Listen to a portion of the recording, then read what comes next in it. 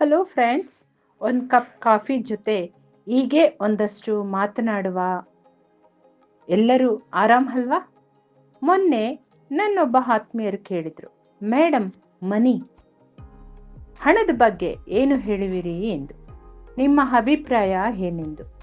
ಪುಟ್ಟ ಮಕ್ಕಳ ತಾಯಿ ಆಕೆ, ಸುಂದರ ಕುಟುಂಬದ ಒಡತಿಯಾದ ಆಕೆ ಆಪ್ತವಾಗಿ ಕೇಳಿದ ಪ್ರಶ್ನೆ ಸ್ವಲ್ಪ ಯೋಚಿಸೋ ಹಾಗೆ ಮಾಡಿತು.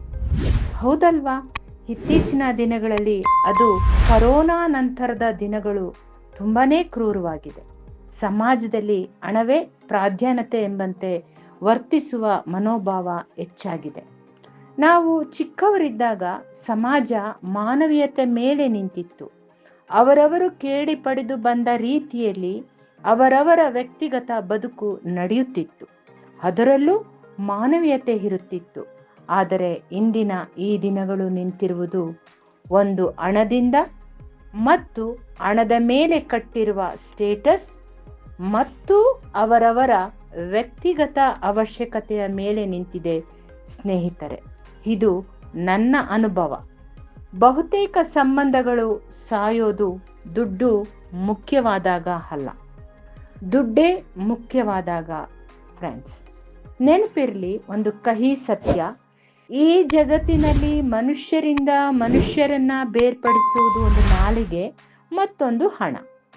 ಹಸಿರು ನೋಟು ಮನುಷ್ಯನ ನಿಜ ಸ್ವರೂಪವನ್ನ ಹೊರಹಾಕುತ್ತಿದೆ. ಅಷ್ಟೇಕೆ ಇದಕ್ಕಿರುವ ತಾಕತ್ತು ಪ್ರಪಂಚದಲ್ಲಿರುವ ಯಾವ ಸ್ನೇಹ ಪ್ರೀತಿಯ ಸಂಬಂಧಕ್ಕೂ ಇಲ್ಲ.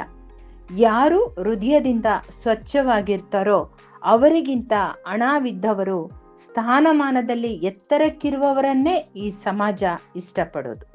ಗಮನಿಸಿ, ಹಾಗಾಗಿ ಎಲ್ಲವೂ ನಕಲಿ ಆಗಿದೆ.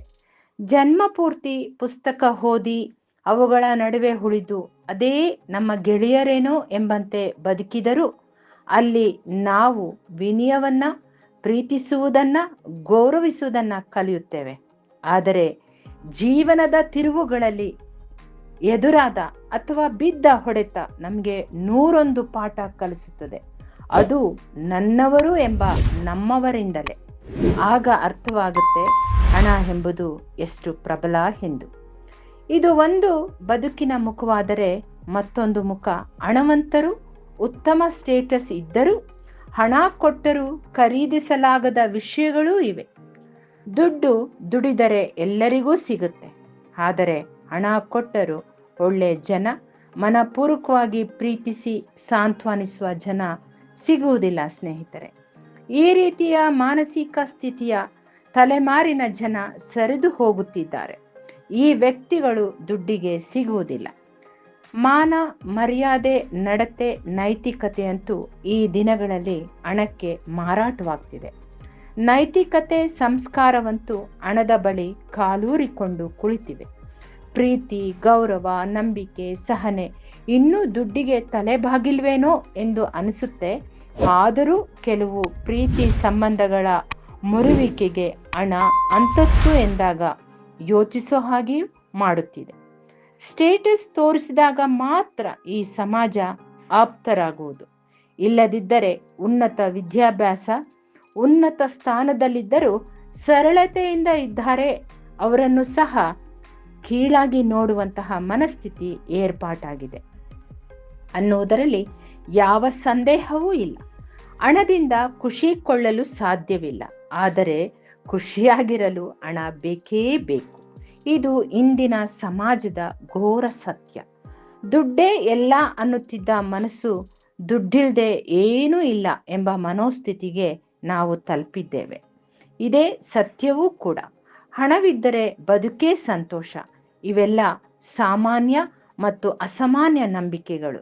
ಇಲ್ಲಿ ನಾವು ಹಣದ ಮಹತ್ವ ಮತ್ತು ಮಿತಿಯನ್ನ ಕಾಣಬಹುದಾಗಿದೆ. ಒಂದು ನಗ್ನ ಸತ್ಯ ತಿಳಿಸುವೆ. ಇವತ್ತಿನ ಪ್ರಪಂಚದಲ್ಲಿ ಯಾರೂ ನಮ್ಮ ಬಳಿ ಮಾತನಾಡುತ್ತಿಲ್ಲ. ಅವರು ಮಾತನಾಡುತ್ತಿರುವುದು ನಮ್ಮ ಸ್ಟೇಟಸ್, ನಮ್ಮ ಸಕ್ಸಸ್ ಮತ್ತು ನಮ್ಮಲ್ಲಿರುವ ಹಣದ ಹತ್ತಿರ ಮಾತ್ರ ಎಂಬುದು ಸತ್ಯ. ಮನುಷ್ಯರೊಡನೆ ಮಾತನಾಡುತ್ತಿದ್ದ ಸಮಯ, ಆ ದಿನಗಳು ಮುಗಿದು ಹೋಗಿದೆ ಸ್ನೇಹಿತರೆ. ಈಗ ಹಣ ಮಾತ್ರ ಮಾತನಾಡುತ್ತಿರುವುದು. ಇದಕ್ಕಿಂತ ಭಯಂಕರ ಸತ್ಯ ಏನಂದ್ರೆ, ನಾವೆಲ್ಲರೂ ಅರಿಯಬೇಕಾದ್ದು, ಅರಿತು ಬಾಳಬೇಕಾದ್ದು, ಯಾರೇ ಕೋಟಿ ಹೊಡೆಯನಾದರೂ ಉಸಿರು ನಿಲ್ಲಿಸಿದ ಮರುಕ್ಷಣವೇ ಅವನ ಹೆಸರು ಏನೆಂಬುದು ನಿಮಗೆ ಎಲ್ಲರಿಗೂ ಗೊತ್ತಲ್ವಾ? ಹೌದಲ್ವಾ? ದೇವರು ಬಂದು ಕರೆದಾಗ ಹೊರಡಲೇಬೇಕು.